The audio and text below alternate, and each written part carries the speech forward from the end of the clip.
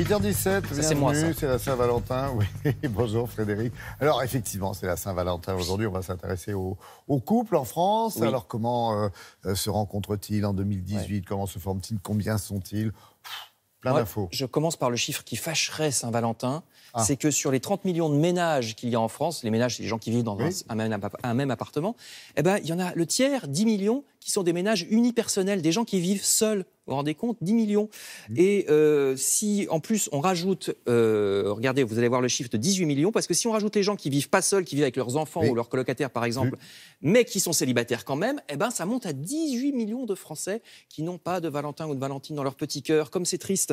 Et alors, en plus, ça augmente avec le temps, parce que regardez, vous allez voir un histogramme entre 2009 et 2014, vous voyez qu'à chaque fois, le chiffre en violet eh ben, est un peu plus élevé que le chiffre en jaune, c'est-à-dire que ça a augmenté entre 2009 et 2014, à tous les âges de la vie, eh ben, on est un petit peu plus seul chaque année, davantage en France, sauf pour les gens très âgés, vous voyez, à partir de 80 ans, même 65 ans, où là, la solitude a régressé, mais sinon, sur tous les autres âges, la solitude augmente, on est de plus en plus seul en France, et oui. Ça se voit d'ailleurs dans les chiffres du mariage et du divorce, on se marie plus tard qu'avant, 31 ans pour les femmes et 32 ans et demi pour les hommes actuellement, contre 27-29 ans il y a 25 ans. Et on divorce aussi davantage. Il y a un tiers des mariages qui ne tiennent pas 10 ans. Et ça a doublé en une génération. Mais heureusement, pour Saint-Valentin, il y a quand même 2 tiers des adultes en France qui vivent en couple. Et sous quelle forme? Regardez ce schéma, comme il est incompréhensible comme ça, je vais vous l'expliquer. Vous avez à gauche les jeunes. Les jeunes, alors vous voyez que les jeunes, ils sont quasiment tout en vert. Ça, c'est l'union libre. C'est-à-dire qu'ils vivent dans le péché presque tous, comme disait ma grand-mère. Ils sont presque tous en vert. Et puis, quand on se déporte vers la droite, là, on augmente en âge. Il y a le rose qui apparaît. Le rose, c'est le Pax. Vous voyez, à partir de la vingtaine, on commence à se paxer. Mais dès l'âge de 28 ans, les Français sont très, très sérieux. Dès l'âge de 28 ans, le total mariage plus Pax dépasse les 50%. C'est-à-dire qu'à partir de 28 ans, plus de la moitié des gens ont officialisé par un mariage ou par un Pax.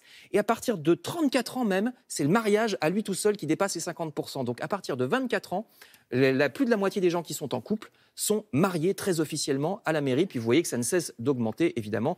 Les gens qui sont en couple à 70 ou 80 ans sont presque tous mariés. C'est pour ça que presque tout le monde est en bleu à la droite de ce schéma. Voilà donc comment les gens vivent. Mais la question, vous le disiez, c'est comment se rencontrent-ils? Mais oui. Eh bien oui. Alors autrefois, Ça change ça aussi. comment ça se passait comment ça se passait autrefois? Le siècle dernier Donc, jusque dans les années 60, regardez ces images, pas moins de 25%, jusque dans les années 60, des gens se rencontraient au bal. Mais oui, au bal populaire, alors qu'aujourd'hui, ça n'existe presque plus. Il n'y a que les catégories les plus populaires qui se rencontrent encore en boîte. Sinon, ça a disparu. Les autres se rencontrent au travail, à la machine à café, donc, pendant les études, pendant les fêtes, mais les fêtes entre amis, pas en boîte, plutôt chez soi.